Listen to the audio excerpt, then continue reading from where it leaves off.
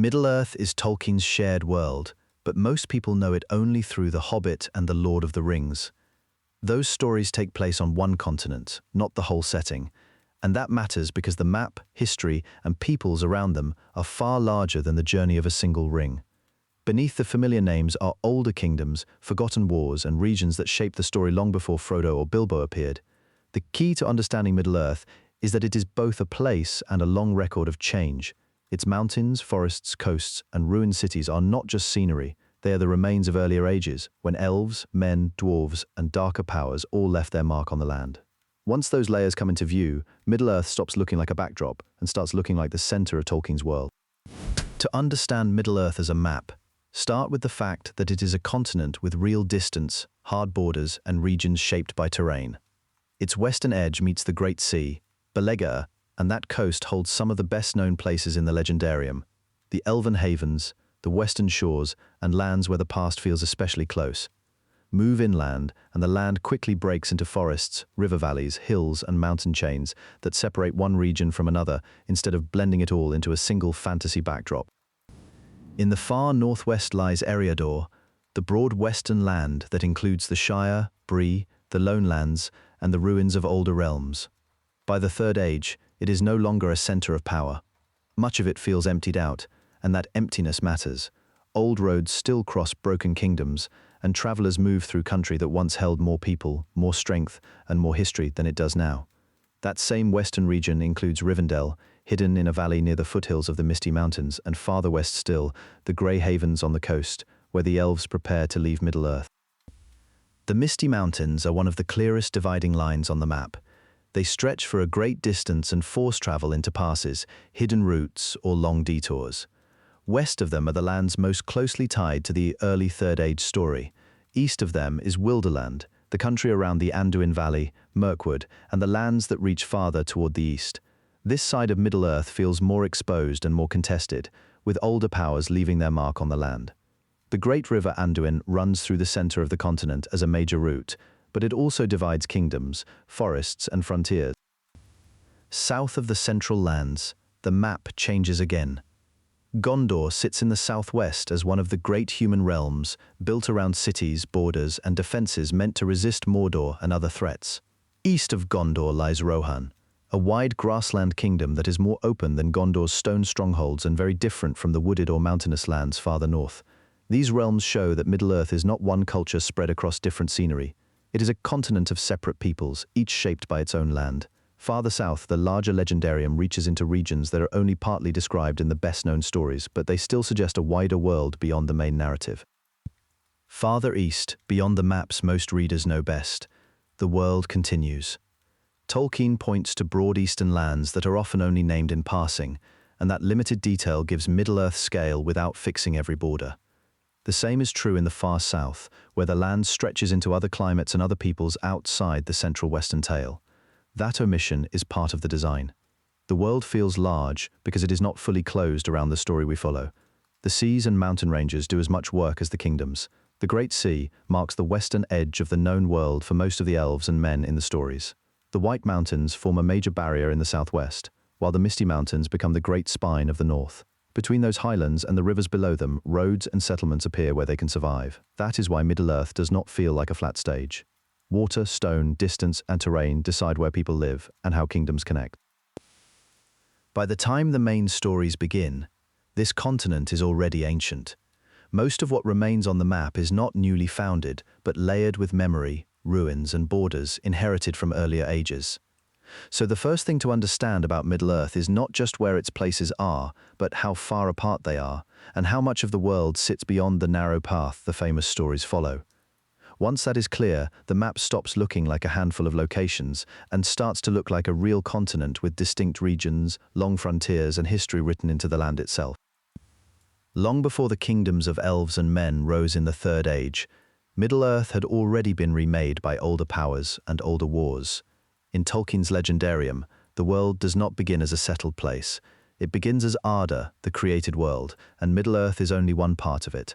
Over enormous spans of time, lands are formed, broken, and changed again, which is why later places often feel like fragments of something larger. At the center of that early history are the Valar, the great powers charged with shaping and tending the world. They are not gods in a simple sense, but they stand far above elves and men in authority and ability. Their purpose is to preserve order and beauty, while Morgoth, the first great dark power, works against that purpose from the beginning.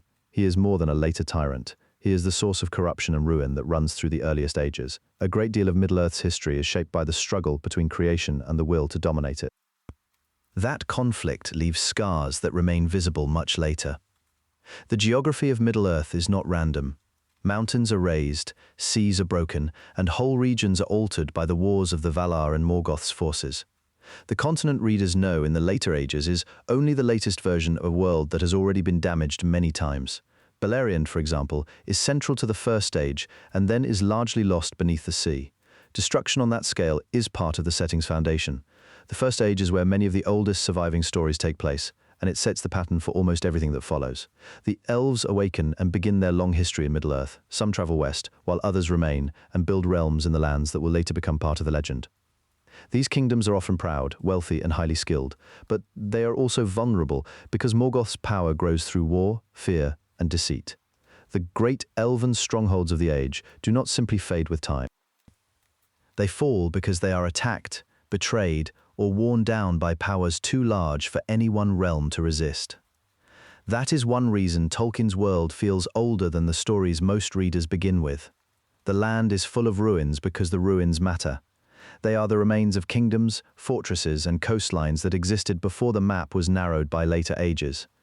Names like Angband, Gondolin, and Doriath point to a world that was once more divided, more populated, and more directly shaped by divine and monstrous power. Even when later characters no longer live through that age, they inherit its consequences. The First Age also establishes a pattern that repeats throughout the rest of the setting. Great power rarely comes without loss.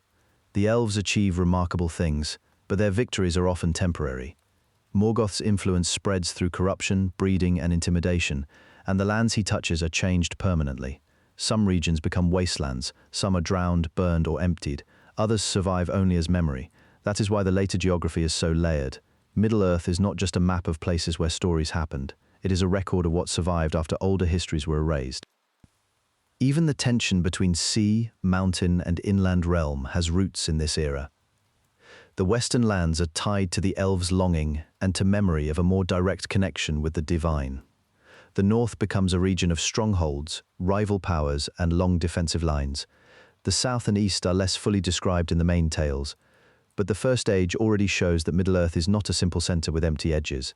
It is a continent with ancient frontiers, lost realms, and regions shaped by war before the familiar kingdoms ever appear. By the end of the First Age, the world has already been changed beyond recovery. The old order is broken, the greatest elven realms are diminished or gone, and the land itself bears the marks of that collapse. That is the key to Middle-earth's deeper history. The map is not just a setting for the story, it is the record of earlier ages tearing themselves apart, leaving behind the broken ground on which the later kingdoms have to stand. Once the map is clear, the next question is who lived there and how those peoples turned geography into history. Middle-earth is not one civilization spread across a blank continent. It is a world of separate realms, each with its own memory, language, and tie to the land. The major events of the Second and Third Ages are really the story of those realms meeting, trading, fading, and going to war.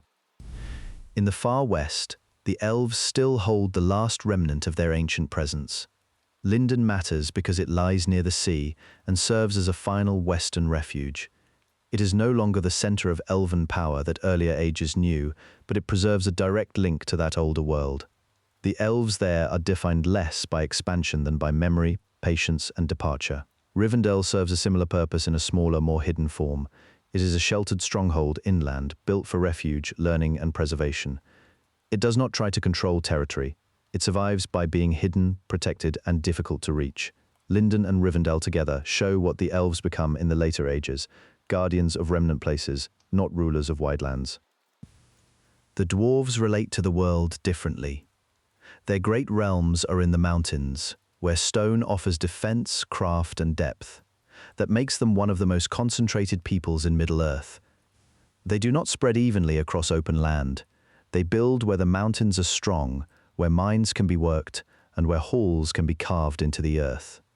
Because of that, a dwarven realm is more than a city. It is a claim on a mountain system, the routes through it, and the wealth that can be drawn from it. Their locations also place them between other powers. Mountains protect them, but they can also limit their choices when war comes. The most important human kingdoms of the later ages grow out of the legacy of Numenor.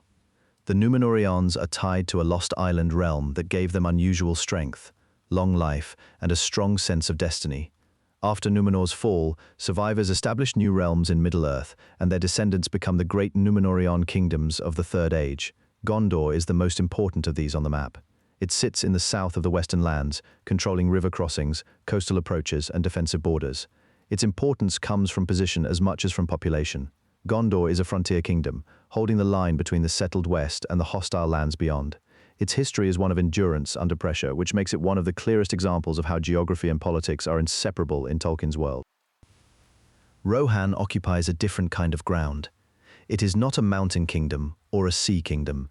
It is an open land built around movement, horses, and wide country that can be crossed in force. That makes it both vulnerable and powerful. Rohan depends on mobility, on riders, and on the ability to answer threats quickly across long distances. It stands close to Gondor through alliance and shared danger. Gondor secures the southern edge against Mordor and other threats from the east, while Rohan helps protect the inland approaches. Together they form a defensive balance, even with very different cultures. Mordor is the clearest example of a hostile realm built around geography. It is not simply evil in a moral sense. It is a land made strategically difficult and then turned into a fortress by domination. Mountains enclose it, distances are harsh, and its approaches are narrow. That terrain makes it defensible, but also oppressive. Mordor becomes a place of control, extraction, and military pressure, with strongholds placed to watch, threaten, and break neighboring lands. What connects all these realms is that they are not randomly placed fantasy kingdoms. Lindon faces the sea because elven history is tied to departure and memory. Rivendell survives because hidden valleys offer shelter. The dwarves cluster in mountains because that is where their craft and security make sense. Gondor stands on a frontier because it is meant to hold back danger from the south and east. Rohan stretches across open land because cavalry and speed define its way of life. Mordor is dangerous because the land itself can be turned into a fortress of conquest. Once those powers are placed together, Middle-earth stops looking like a single adventure route and starts looking like a living political landscape. The elves are withdrawing into guarded remnants. The dwarves hold their mountain strongholds. The descendants of Numenor try to preserve order through kingdoms under strain. Rohan and Gondor build a fragile alliance. Mordor presses against all of them from a fortified center of threat. That is the real shape of the world in the Second and Third Ages, many realms, connected by distance, history, and the question of who can still endure. Once the realms are placed on the map, the next question is simple. How do people actually move between them? In Middle-earth, distance is never just mileage. It is terrain, weather, politics, and danger all at once. Journeys are slow because the land is cut apart by mountains, rivers, forests, marshes, and hostile borders, and each one can delay, divert, or destroy a traveler. The main west to east routes are limited for a reason. High mountain passes are not easy shortcuts. They are narrow, seasonal, and often watched or contested. The Misty Mountains, for example, do not merely divide one region from another. They force travelers to choose between dangerous passes, hidden roads, or long detours. In the south, mountain barriers and fortified borders make direct travel even harder. In the north, the land becomes more scattered and wild, with fewer settlements and fewer safe roads to rely on. That is why so many journeys in Tolkien's world feel like expeditions instead of ordinary trips. Rivers matter just as much as roads. They can be lifelines, but they can also be barriers. Some of the great rivers of Middle-earth shape borders, support trade, and determine where settlements can survive. Crossing them is not always easy, especially when bridges are scarce and ferries are controlled or destroyed. A river valley can guide a road, but it can also funnel travelers into exposed ground. That is one reason watchtowers, forts, and border holds appear so often across the map. They are there because whoever controls a crossing controls movement. This is also why the old roads of the world carry so much weight. Roads in Middle-earth are rarely just lines of travel. They are leftovers from earlier powers. Some were built or maintained when a realm was stronger, then fell into ruin, leaving broken causeways and abandoned routes behind. Even when a road still exists, that does not mean it is safe. It may pass through land that has changed hands, fallen into shadow, or grown wild and neglected. A road can remain important long after the kingdom that made it has weakened. The same is true of forests and wild country. Middle-earth is full of places where the land itself resists easy movement. Dense woods block sightlines and make it hard to keep direction. Marshes slow armies and isolate travelers. Deserts and ash-choked lands punish anyone who enters without supplies. Even open country can be dangerous if it is exposed to raiders or enemy riders. Travel is rarely only about speed. It is about choosing the route with the best chance of getting through alive. That is why so many important places are built around choke points. A pass, a bridge, a ford, a gate, or a tower can matter more than an entire open province. If you hold the pass, you can delay an army. If you guard the ford, you can shape trade and movement. If you watch the road, you can see danger before it reaches your walls. Middle-earth is full of these pressure points because the world is wide, but safe passage through it is rare. For the same reason, travel between major powers depends on trust as much as terrain. A traveler crossing from one realm to another may need permission, guides, supplies, or local knowledge. A border is not just a line on a map. It is where language, allegiance, and military strength all change at once. That is part of why alliances matter so much in Tolkien's world. Friendship between realms is not abstract diplomacy. It can decide whether roads stay open, whether reinforcements arrive, and whether a remote outpost can survive. When you look at journeys in The Hobbit or The Lord of the Rings, this is what gives them their shape. The routes are difficult because the world has been carved up by age after age of settlement, war, and decline. Some paths still connect the great regions of the West. Others are blocked by ruin, distance, or fear. A map of Middle-earth is not just geography. It is a record of where movement is possible, where it has become harder, and where old powers still cast long shadows over the land. That is why travel in Middle-earth never feels casual. Every road has a history, every crossing has a cost, and every border tells you something about the power that holds it. Over time, the map changes for reasons deeper than politics. The land is shaped by the loss of the powers that once gave it form. In Tolkien's world, the ancient ages are not a distant prelude. They are the reason Middle-earth looks the way it does by the time of The Hobbit and The Lord of the Rings. Mountains remain where terrible conflict left them standing. Coasts are broken by catastrophe. Whole regions carry the mark of forces that have long since passed into legend. That starts with the fact that Middle-earth is only part of a larger world, Arda, shaped long before the stories most readers know. The Valar, the great powers who helped order the world, did not simply leave the land untouched. They raised, guarded, and made it in the early ages, while Morgoth, the first great enemy, scarred it through long war. That history matters because Tolkien's geography is never just physical geography. It is history made visible. A mountain range may exist because something had to be contained. A shattered coastline may be the result of a war that changed the edge of the sea. Even the difference between settled lands and ruined ones reflects that ancient conflict. That is why so many places in Middle-earth feel old in a specific way. They are not only ancient because they contain ruins.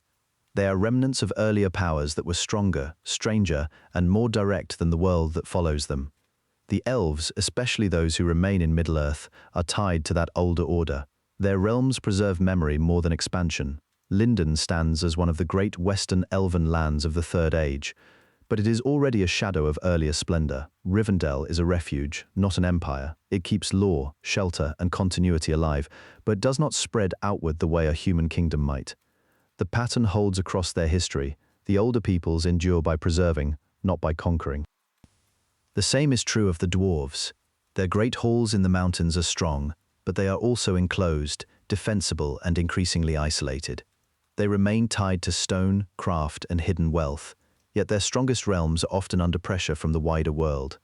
That pressure is part of the decline of the Elder Ages. The dwarves do not fade as quickly as the elves, but their great works are repeatedly threatened, abandoned, or reshaped by war and loss. Middle-earth keeps narrowing around those older civilizations. Men, by contrast, rise into the space left behind. Their kingdoms become the major political powers of the later ages because they are the ones meant to inherit a changing world. Númenórean history is the clearest sign of that shift. Númenor itself lies outside Middle-earth, but its legacy defines much of the continent's later map. The surviving Númenórean descendants build major southern and western kingdoms, especially Gondor and Arnor, and their influence shapes roads, towers, forts, and borders long after their peak has passed. By the Third Age, Gondor is still impressive, but it is worn down, defending old frontiers rather than expanding into new ones. Rohan is younger and more open, built around horse culture and wide land rather than old stone cities. That contrast shows the movement from elven memory and Númenórean grandeur into an age of mortal kingdoms fighting to endure. Mordor stands as the clearest opposite of those fading realms. It is not just a dark land on the map, it is a place where power has been concentrated, fortified, and turned hostile to everything around it. In practical terms, Mordor shows how the later world becomes more dangerous as older balances break apart. The Free Peoples cannot treat the land as neutral terrain anymore. Fortresses, watchtowers, and guarded passes become necessary because the enemy now claims whole regions and turns geography into a weapon. What changes the world, then, is not only war in the narrow sense. It is the long pressure of time on powers that were never meant to last forever. The elves begin to leave because their age is ending. Their great works do not vanish at once, but they stop being central. Men inherit the land, but they inherit it in a wounded state, with ruins, old claims, and lingering threats still present. Even magic becomes less open and less visible. The world grows more ordinary in one sense and more fragile in another. Wonder remains, but it recedes from daily life. That is the key to Middle-earth's decline. It is not simply that one people wins and another loses. It is that the world itself is moving from elder powers into an age of memory, rebuilding and fading. The geography, the kingdoms, and the roads all reflect that shift. By the time the main stories begin, Middle-earth is already shaped by absence as much as presence. Every place still standing is also a reminder of something older that has already gone. That is what makes Middle-earth feel complete. Its mountains, forests, coasts, and old roads are not just background. They are the remains of past choices, kingdoms, and losses. The Shire feels different from Mordor for a reason, and both differ from Gondor, Rohan, Lothlorien, and the far north because each carries its own history. Geography is never separate from story. The land remembers who built it, who fought over it, and who could not hold it forever. That is why the world feels so large even when the main tale stays focused. Every region points beyond itself. Middle-earth works because the map is lore, and the lore is written into the map.